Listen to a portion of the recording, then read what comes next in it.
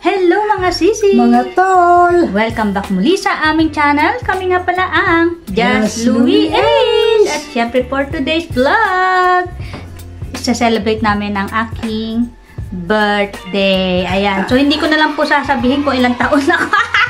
Syempre question mark yan. Question mark. Secret. Oo. So malalaman nyo na po yan kasi lumalabas na yung puti kong buhok. Yan daw po ay sumpa. Ayan, sumpa daw yan. Sumpa sabi ni Melay yan eh. Ay, shoutout ko pala si Melay. Nasa Hong Kong na po siya ngayon. Ayan, for today's vlog, syempre, ipapakita namin sa inyo kung ano yung mga ihahanda namin. Very simple lang naman kasi kami lang naman ni Ace. Wala naman pong iba. Bago ang lahat, yan na muna kayo at kami ay magluluto. Ayan. So, see you later. Ayan po mga sisi, mga tol. Bali po si Ace po ang nakatokang magluto ng pansit. Ayan, si Ace po talaga ay napakasarap magluto niyan. O, diba? Ayan po. At syempre, si Ace din po nagdala ng mga yan. Kompleto, syempre. Aking kaarawan. Kaya naman, siya po talaga ay nakatokang magluto. Ayan. So, masyado pong busy ngayon. Chef cook ngayon. Ayan. Chef cook, chef cook. Ayan. Alam niyo mga sisi, mga tol, isa sa pinakamahirap sa pagluluto yung paghihiwa. Pero sana kung tayo, meron tayong mga taga-hiwa, tapos tayo na lang magluluto. Very easy na lang. Pero syempre, dahil nga sa tayo lang naman, kaya tayo rin maghiwa. Tapos magluluto. Ay, si Ace pala magluluto. Luto ako ng panswit. Yes, panswit.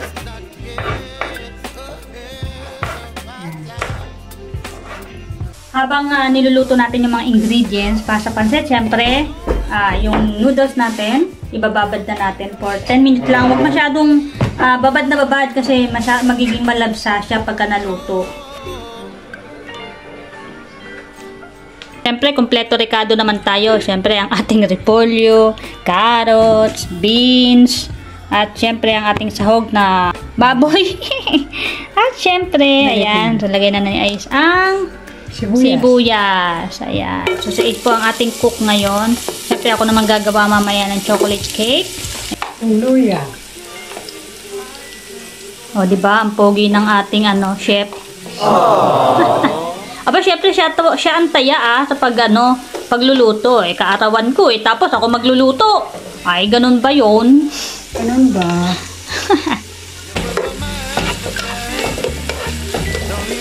Mga tol, nagluluto na ako ng pansit.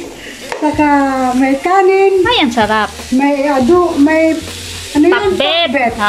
Anong sahog mo sa pakbet? Mincemeat na lang kasi wala na kaming karne. Mincemeat, tapos may ampalaya, okra, talong, saka sili na isa. Ayan. Ang sarap niyan. So, bali meron na kaming kanin, meron kaming panswit, at saka pakbet. Ano nangyari sa pansit mo, Ace? Sarap. Oh. Aba. Kasi na-separate na po niya yung yung gulay. So, yung pansit naman ang kanyang lulutuin. Ayun mga sisi, mga tol, masyadong busy si Ace. Ayan, sa paghahalo ng pansit at malapit na po maluto ang ating pansit.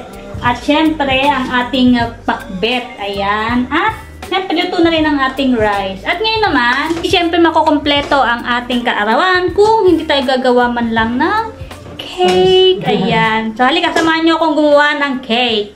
Okay, mga sisi, mga tol. Syempre, shoutout ko muna, yung nagbigay sa akin ng ingredients dahil gusto ko sana gumawa ng geography cake. Ayan, chocolate cake siya. At, syempre, ito na, piniprepare ko na po yung flour.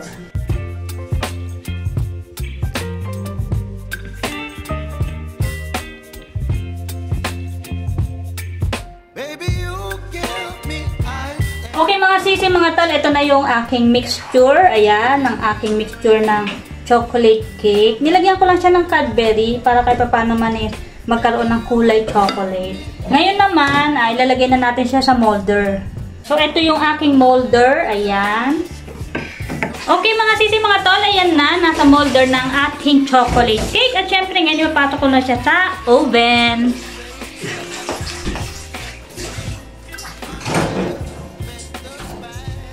Ayan, so, average niyan, mga 45 minutes. Ayan sisi mga tol, nakita ko na yung aking cake. Ayan. So, syempre, check natin, no? Kapag wala nang natira dito, ibig sabihin, luto na yan. Ayun.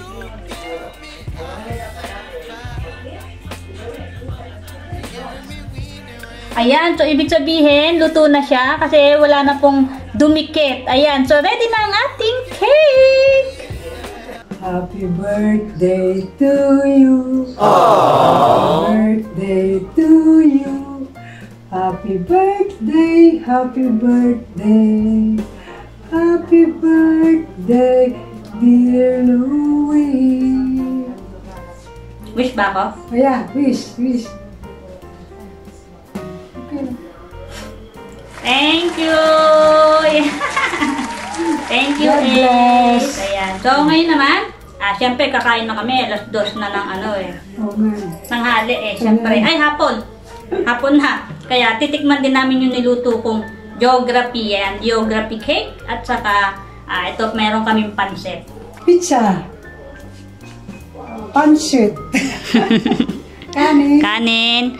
At saka pinakbet. Saka cake. Saka cake. Ayan. So, very simple lang ang aming handa ni Ace. Kasi kami dalawa lang naman ni Ace.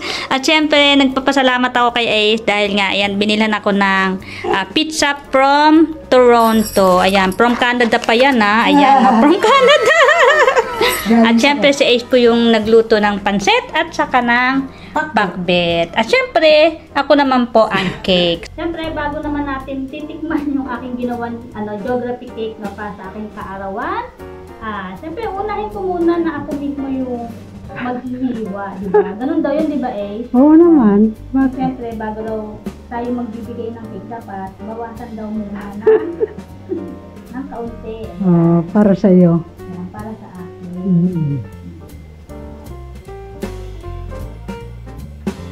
Siyempre, hindi pa natin natitikman yan. Pero look yummy siya, Sarap pa. So, siyempre, bibigyan ko na rin sa Ace.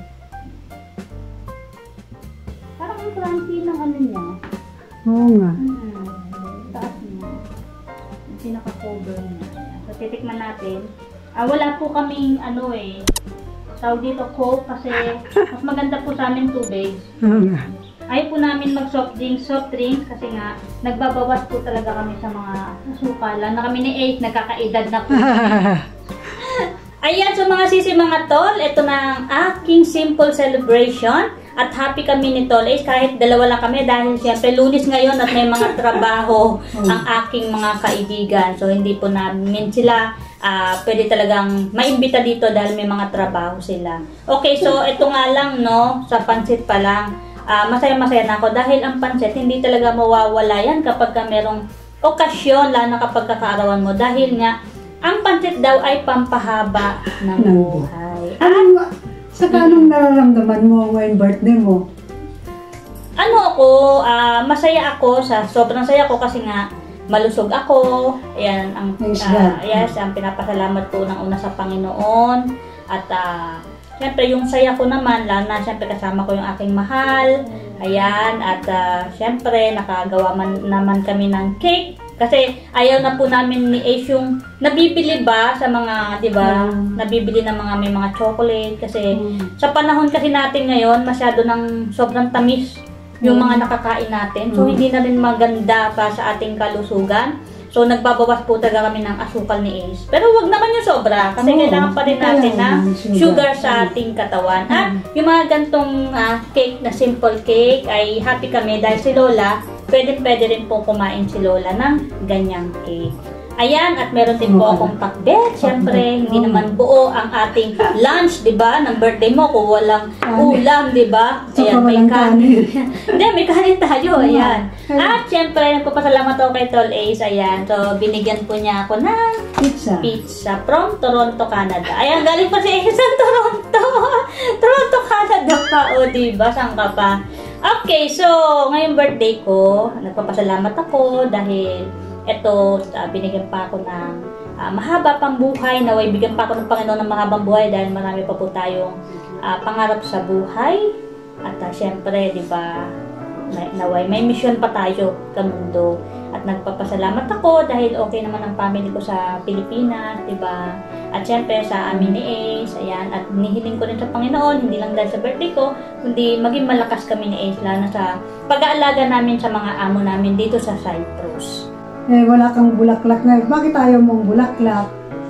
Ayun nga, kasi dati-dati, si Ace kasi, mahilig talaga siya magbigay ng, may pa-surprise pa yan, na na kada birthday ko, may pa-surprise pa. Pero, syempre, parang ayokong bigyan ako ng bulaklak sa birthday ko. Alam niyo kung bakit? Hindi naman siya dahil sa pera o ano man, dahil mahal ang bulaklak. Tapos, yun nga, kasi nalalanta lang din.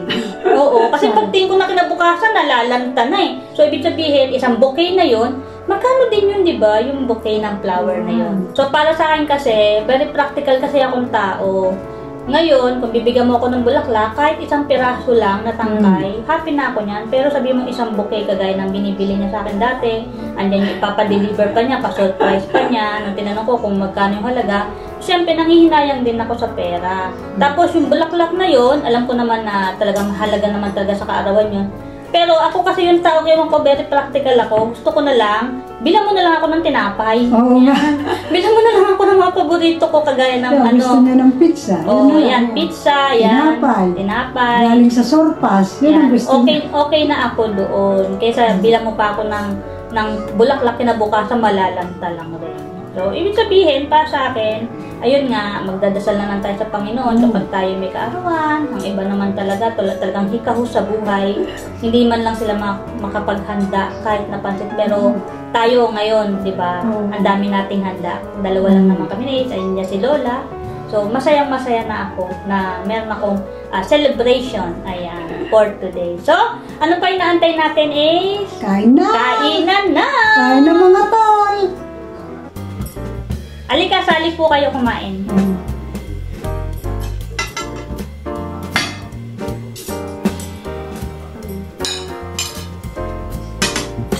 Sarap. Wala pa nga eh. Sarap. Parang pinaglolo ko mo ko, wala pa nga. Sarap na agad. Wala pa nga. Yung pakbet. Yan ang kamats. Ito ang kamats talaga. Dapat pala nilagyan natin ito ng bagoong alamang. Ay, ang bagoong bagoong isda. Oo nga. Nakalimutan na. May bagoong isda dyan eh. Yun na lang ang kinan mo sana. Hindi, okay rin naman kung lalagyan ng bagoong isda. Pero ayaw mo na. Sarap na. Okay na yan. Thank you, Lord. At saka syempre pansit.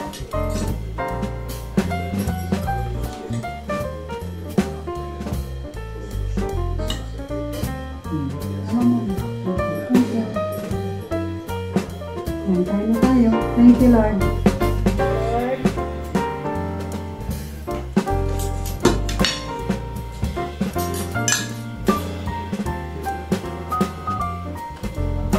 Sarap. Thank you, Lord. Maraming po salamat sa pagkain na binigay niyo po sa amin ngayon sa aming harapan at syempre sa aking kaarawan. Yeah. Amen. Ay, yung mga sisi, mga tol, nabusog kami ni sa aming handa. Ayan, sobrang laki ng tiyan namin. Ayan. At syempre, mamaya konti, no, kami ay magkakape ni Ace with cake. Ayan. So, masarap kasi yun sa, Ace, sa kape. Diba? At kami lubos na nagpapasalamat dahil nandiyan pa rin kayo nakasuporta. At see you na lang ulit, no, sa mga susunod. Syempre, kung di pa kayo nakasubscribe. Subscribe na mga tol. Subscribe, like, and share na rin ang aming mga videos. Ayan. Thank you. See you again on the next vlog. Bye-bye. Happy birthday to me. Happy birthday, man.